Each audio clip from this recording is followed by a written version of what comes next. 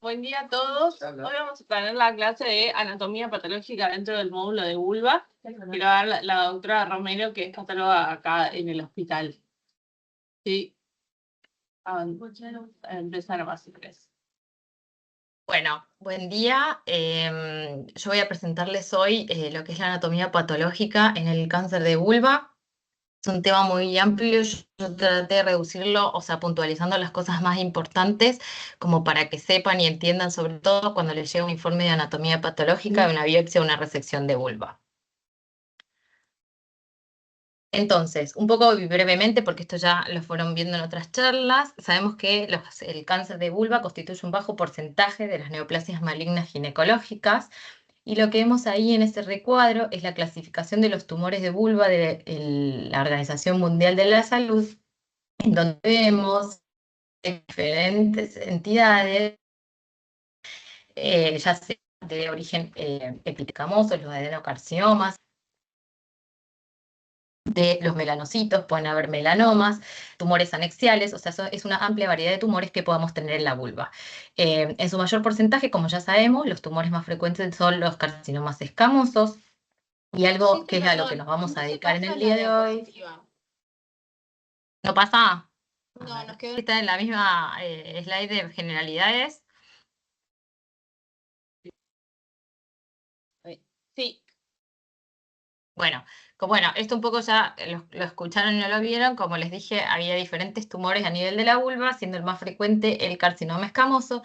Y algo nuevo que introdujo nuevo para ese entonces la Organización Mundial de la Salud en su libro azul, fue la división de los tumores escamosos y sus precursores de acuerdo a su relación o no con el HPV. ¿Por qué realizaron esto? Porque vieron que en diferentes estudios, como vemos acá en estos gráficos, las lesiones HPV relacionadas versus las HPV independientes presentaban diferentes números de mutaciones y de alteraciones mutacionales entre sí, y a su vez alteraciones genómicas. Importante que reconocieron de estas dos vías de carcinogénesis, sino que también cuando fueron a evaluar la sobrevida global, vieron que las lesiones HPV independientes, como vemos acá en esta línea roja, presentaban una menor sobrevida global y relativa respecto de las lesiones HPV relacionadas, que vemos en la línea punteada verde, y también presentaban menor sobrevida que las lesiones HPV independientes, pero con una P53 de tipo wild type. Después también, como sabemos ya, existen las lesiones precursoras en la vulva, y la Organización Mundial de la Salud y la ISSBD adoptaron una terminología también relacionada con su relación o no con la infección con el HPV, en donde establecen las lesiones HPV relacionadas, que las llamamos nosotros los SIL de bajo y de alto grado, sobre todo los SIL de bajo grado, y tienen en general la P53 de tipo wild type. Y después tenemos el grupo de las lesiones HPV independientes, en donde tenemos a lo que es el BIN diferenciado, que presenta una P53 mutada, y este gran grupo de lesiones con maduración alterada, que después lo vamos a ver un poquito mejor, que si bien son HPV independientes, tienen un P53 de tipo wild type. ¿Y por qué esta división también fue importante? Como vemos en este gráfico, porque se vio que la incidencia acumulada de desarrollo del carcinoma escamoso era mucho mayor en las lesiones HPV independientes, e incluso se ve que hay una pendiente mucho más rápida en cuanto al tiempo de desarrollo de carcinoma en relación a las lesiones HPV relacionadas. Entonces, bueno, un poco esto con esta gran división que puso la Organización Mundial de la Salud para esta edición, cómo nosotros desde la anatomía patológica vamos a identificar qué lesión está relacionada o no con el HPV. Lo que utilizamos nosotros es la proteína P16, que lo usamos como un subrogante que evidencia la infección por HPV productiva. Y nosotros ya sabemos que en la célula sana, la P16 actúa, ¿sí?, limitando el ciclo celular, o sea, limitando el pasaje de G1 a S, o sea, limitando la proliferación, manteniendo un ciclo celular controlado. Por lo cual nosotros con la inmunohistoquímica para P16 no vamos a ver ningún tipo de marcación en la célula normal. Cuando la célula está infectada por HPV de alto riesgo, lo que vemos es que la oncoproteína 7 se une y degrada a la proteína del retinoblastoma, y esto hace liberar el factor de crecimiento E2F y se libera la progresión hacia el ciclo celular y la proliferación celular. Entonces, la célula va a responder a este descontrol con mayor producción de P16 para intentar controlar y frenar al ciclo celular. Sin embargo, esta P16 no puede actuar en el binomio de retinoblastoma E2F, con lo cual se empieza a acumular en el núcleo, en el citoplasma, y esto es lo que vamos a ver nosotros con la técnica de inmunohistoquímica como una positividad tanto de núcleo como de citoplasma en los cortes histológicos, ¿sí? Como vemos acá, esta es una fotografía de un corte, acá vemos el epitelio y una marca de núcleo que es más y es difusa y en bloque. Esto es lo que consideramos nosotros positividad para P16, con lo cual consideramos una lesión relacionada con el HPV. Un poco para ejemplificar. En este caso, arriba tenemos una lesión de bajo grado, en donde cuando hacemos la técnica de P16 vamos a ver negatividad. Si bien ven alguna positividad nuclear en la base, esto no se considera positivo, y si se considera positivo, como vemos a la izquierda, lesiones de alto grado morfológicas, con la marcación difusa nuclear y citoplasmática y en bloque de la P16. Por otro lado, como ya les hablé, cuando las lesiones son HPV independientes, entra en juego el testeo de la P53, ¿sí? Que como ya conocemos todos, se lo conoce como el guardián del genoma. Y este es un artículo muy lindo desde el punto de vista patológico porque nos expone, ¿sí?, los diferentes tipos de patrones que tenemos que ver en los cortes histológicos, tanto en las lesiones preinvasoras como en las lesiones invasoras. Vamos a describir brevemente cómo son estos patrones. Tenemos los patrones wild type, en donde vemos algunas células marcando en la basal con diferente intensidad. También otro patrón wild type que podemos tener es donde se respeta, hay negatividad en la capa basal y hay una positividad en las capas medias.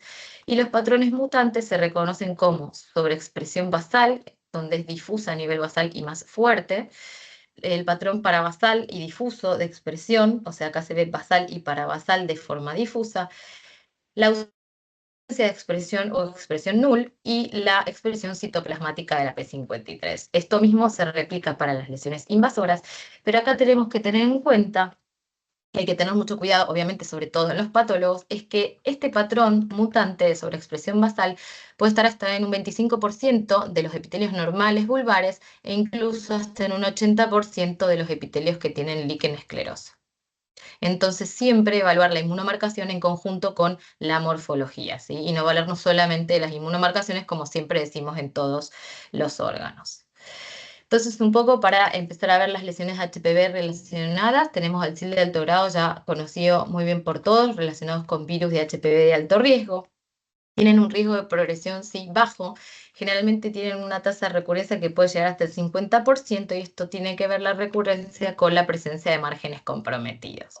Cuando uno tiene lesiones de SIL de alto grado en la vulva, generalmente tienen alta chance de tener lesiones concomitantes en el cuello uterino, también en la región anal. Clínicamente, en las lesiones HPV relatadas precursoras podemos tener, sí, ustedes sabrán mejor que yo que esto, pero pueden ir desde lesiones maculares, papulares, condilomatosas, muchas veces se ven pigmentadas, y cuando lo vamos a ver a la histología, lo que podemos tener es que clásicamente se han descrito dos tipos, que son el tipo basaloide y el BIN de tipo Warty. Y lo que vemos en este caso, en el basaloide, es que todo el espesor epitelial se parece a la capa basal y por eso adopta este nombre. Lo que vemos es una alteración de la maduración que va desde la base hasta la superficie, con granatipía y mitosis. Por otro lado, acá vemos lo mismo, nada más que agrega la presencia de melanófagos que le da este aspecto pigmentado a las lesiones clínicas, y en el BIN de tipo Warty mantiene esta alteración arquitectural, atipia y mitosis en todo el espesor, pero lo que agrega, como ven acá, es esta papilomatosis e hiperkeratosis que le da este aspecto más verrugoso.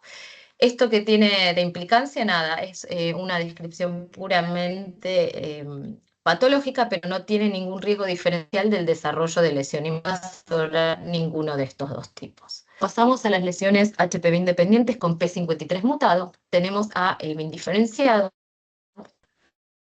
Generalmente se asocia a pacientes añosas que tienen un contexto de dermatosis crónica. Generalmente, y esto es muy importante, la velocidad de progresión al cáncer es corta, ¿sí? A veces uno encuentra lesiones invasoras y no ve en general lesiones precursoras. Y el riesgo absoluto de desarrollar una lesión invasora llega hasta el 86% comparándola con las HPV relacionadas.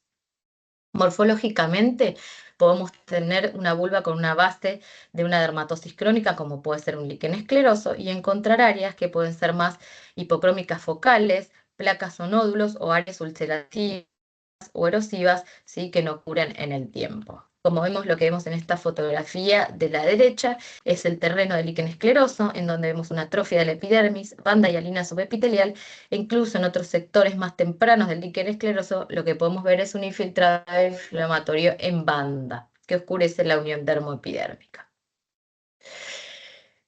En cuanto a las características histológicas que nosotros buscamos en el BIM diferenciado, muchas veces nos hace difícil el diagnóstico porque se puede solapar, y sobre todo porque está acompañado con estas dermatosis crónicas, con lo que son las alteraciones reactivas del epitelio. Entonces, porque lo que podemos ver son células atípicas que pueden estar solamente a nivel de la capa basal y parabasal, como vemos en este caso, esta célula con macrocariosis, núcleo evidente. Muchas veces vemos los puentes intercelulares prominentes, vemos figuras de mitosis, mitosis anómalas, a veces hay acantosis, otras veces los epitelios son más de tipo atrófico, podemos encontrar hiperparaqueratosis. Cuando hay acantosis, lo que es típico de ver es que se fusionan las crestas papilares. Podemos encontrar focos de disqueratosis, que es esta queratinización anómala que hace los queratinocitos hacia el citoplasma celular. Y por último tenemos las lesiones HPV independientes P53 de tipo wild type, en donde las lesiones clínicas son más verrugosas, más de aspecto condilomatoso, como vemos en estas fotografías. Y en este grupo hubo diferentes descripciones a lo largo del tiempo de diferentes entidades con nombres propios, que lo único que han servido es un poco de confundir, y tienen muy poca reproducibilidad interobservador en cuanto a los patólogos. Son las conocidas acantosis vulvar con diferenciación alterada, o el DEVIL, que lo que agrega a la acantosis vulvar es esta morfología exofítica verrugosa, o también el líquen simple crónico de aspecto verruciforme. La característica de estas lesiones es homogénea en todas las lesiones. Vemos lesiones que son acantósicas, vemos lesiones que tienen estos queratinocitos que, como ustedes pueden notar, son más pálidos, tienen un rosita más claro, lo que nosotros llamamos como vítreos. Tenemos hiperqueratosis, paraqueratosis. Algunas de estas lesiones pueden presentar hipergranulosis, pero la característica es que no tienen atipía, comparándolas con las lesiones de BIM diferenciado que vimos previamente.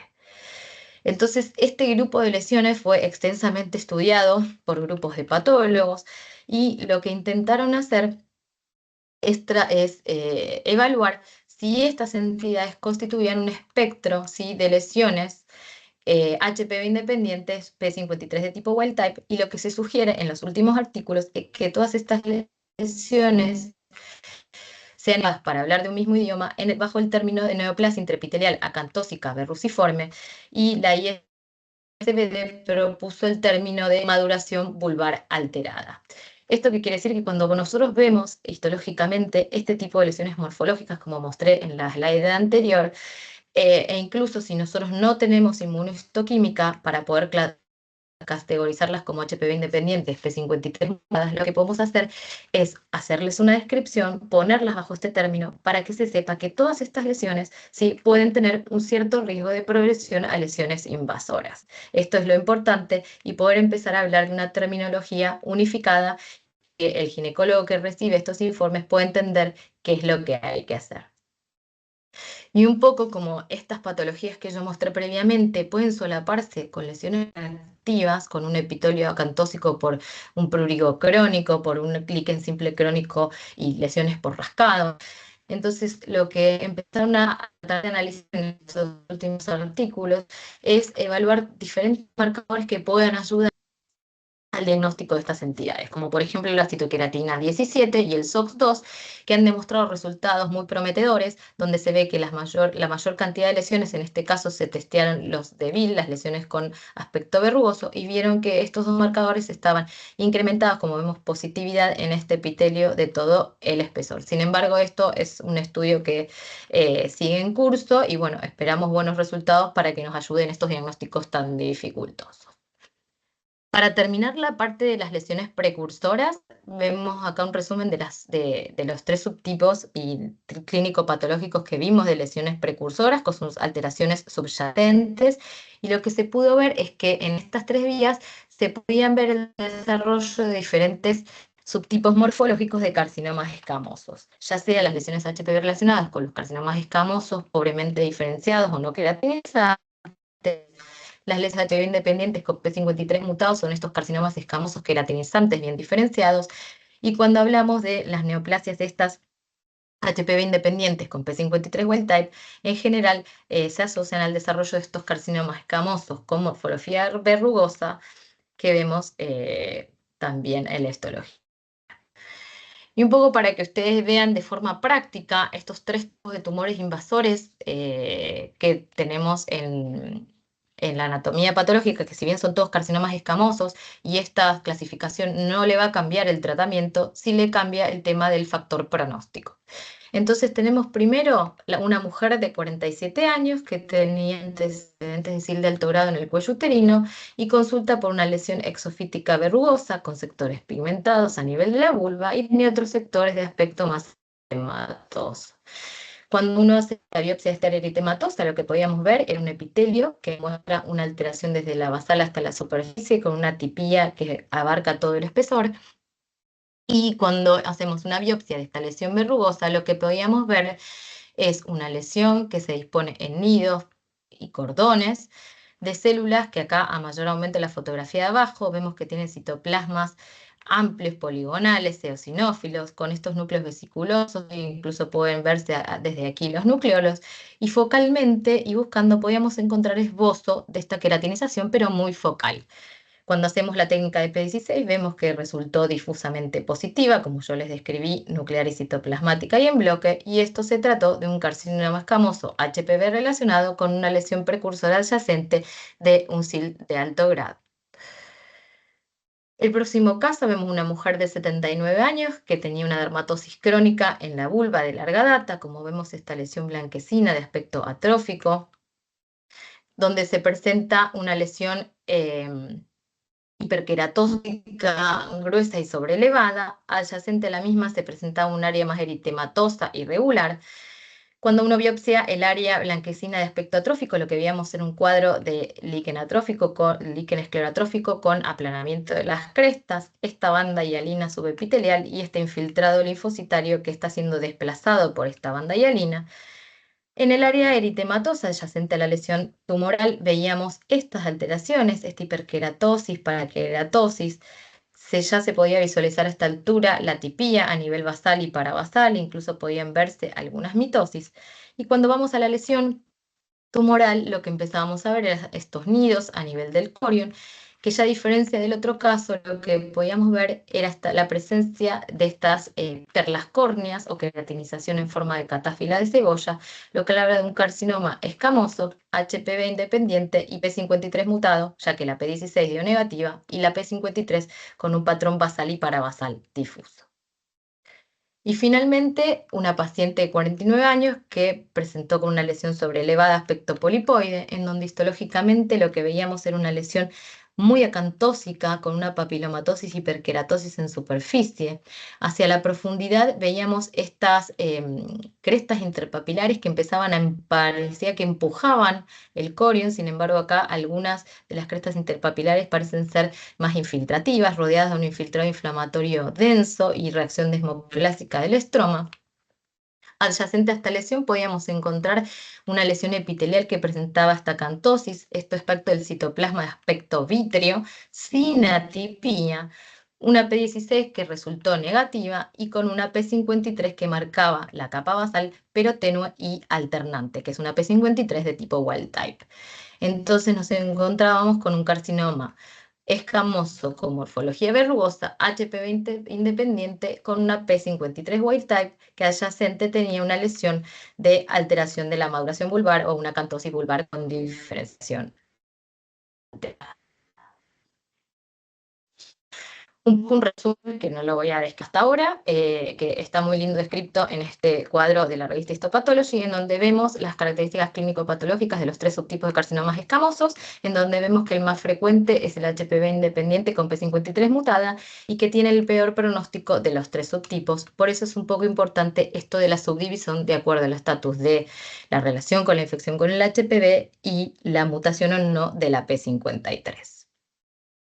Y para terminar, y creo que es la parte más importante, o por lo menos lo que quiero que les quede mucho a ustedes en esta charla, es el informe anatomopatológico. ¿Qué debe incluir y qué deben esperar ustedes o exigir como ginecólogos? Y este gráfico con fotos que puse al principio es que un buen informe anatomopatológico empieza desde que ustedes remiten la muestra. ¿Y esto por qué lo digo? Porque nosotros es importante que sepamos primero cómo era la lesión clínica, ¿sí? Tenemos una fotografía con la lesión clínica que iba a ser resecada. Esto, bueno, tenemos una fotografía que nos enviaron con el defecto luego del cierre de la resección.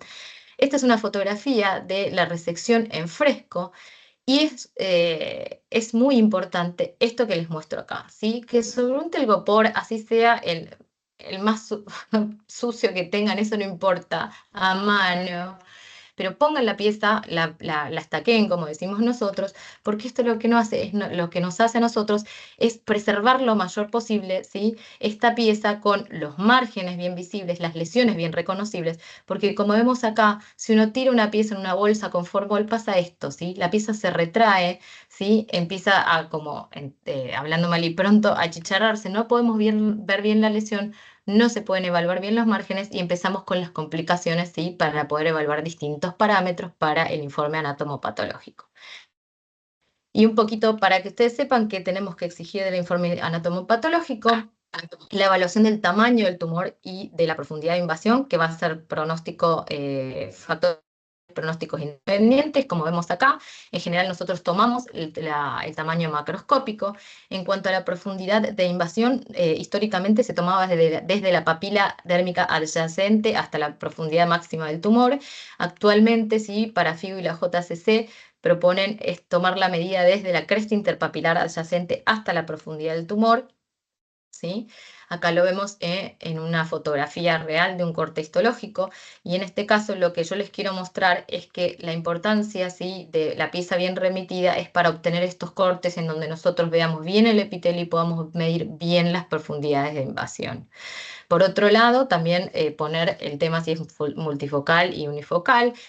El subtipo histológico, esto sobre todo si tenemos la posibilidad de hacer inmunohistoquímica, ponerlo si tiene relación o no con el HPV. El grado histológico es una condición opcional porque no hay estándares de cómo vamos a diferenciar si es bien diferenciado o moderadamente diferenciado, o sea que es un parámetro opcional y tampoco tiene implicancia en cuanto al pronóstico. Sí, es importante de determinar la presencia o no de embolias linfovasculares, que como vemos acá son estos canales revestidos por endotelio, en donde vemos estos grupos de células, ¿sí? Adheridos o flotando en la luz. También importante por el riesgo de recurrencia es la presencia de infiltración perineural.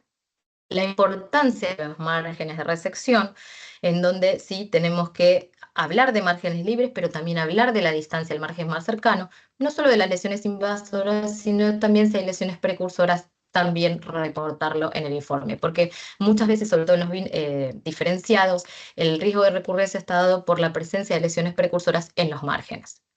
Y finalmente, la presencia de ganglios, si se remiten con la pieza, si es un vaciamiento, hablar del número de ganglios, de la cantidad que presentan metástasis, y si comprometen o no el tejido blando periganglionar.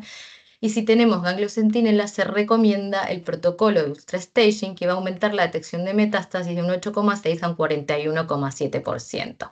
Y si bien no hay protocolos estandarizados, el Colegio Americano de Patólogos propone 2 protocolos, que es el del Memorial y el del MD Anderson.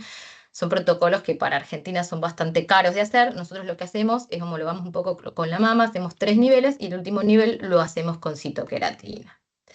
Así que bueno, eso es todo. Si tienen preguntas, perdón por ir tan rápido, pero un tema muy extenso para un tiempo cortito. Bueno, muchas gracias. Gise, muy buena la clase. No sé si alguien quiere hacer un comentario. Hola Gise, ¿cómo estás? ¿Cómo va? Gracias por la clase, está muy buena. Yo te quería hacer una pregunta, si toda biopsia que mandamos, quizás no sé si de consultorio, que por ahí no son tan grandes, pero por ahí sí excisiones en quirófano de supuestas lesiones preinvasoras de vulva, nosotros tenemos que pedir ya el perfil de inmunistoquímica. Esta es una pregunta casi administrativa, digamos, que por ahí en mama uno lo tiene muy, obviamente, asumido, pero en verdad, en vistas a todo lo que nos explicaste de esta subclasificación inmunistoquímica, tenemos que pedir ya de entrada todo un perfil de inmunistoquímica junto con la anatomía patológica. A ver, en realidad no, uno ve primero, como yo digo siempre, primero es la morfología. Si de acuerdo a la morfología uno considera tener que hacer marcaciones, obviamente ahí, bueno, es un poquito más difícil, como que no, o sea, no, sería muy difícil exigirlo de entrada porque quizás son lesiones que no terminen siendo estas lesiones precursoras, ¿no? Y sean dermatosis crónicas. Obviamente que si uno tiene la duda desde la clínica, sí, uno lo pide desde la entrada, pero no sería algo que tenga que venir sí o sí con las biopsias de vulva.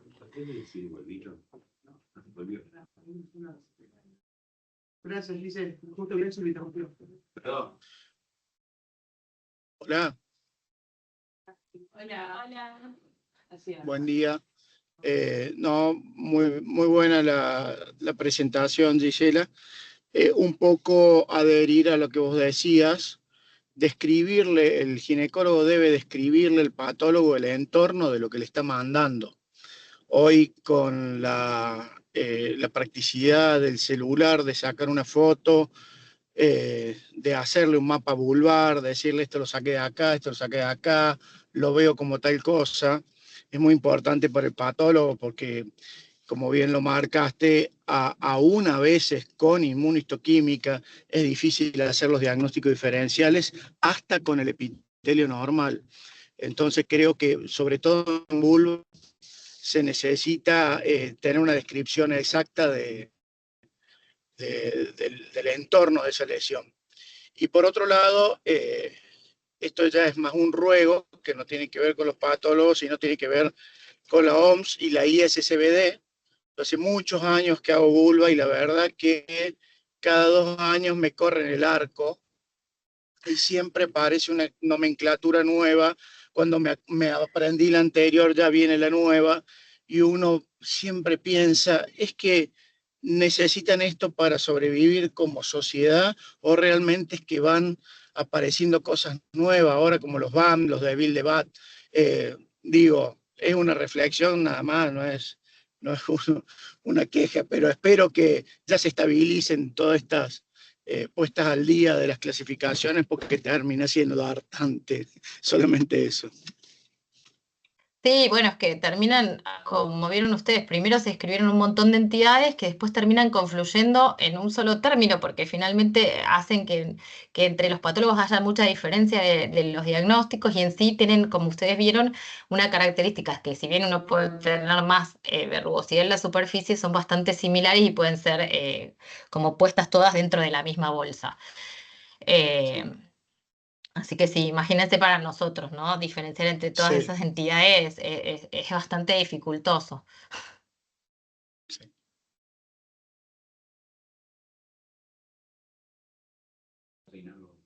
Bueno, si nadie tiene ninguna otra duda o comentario, damos por finalizada la clase. Muy buena.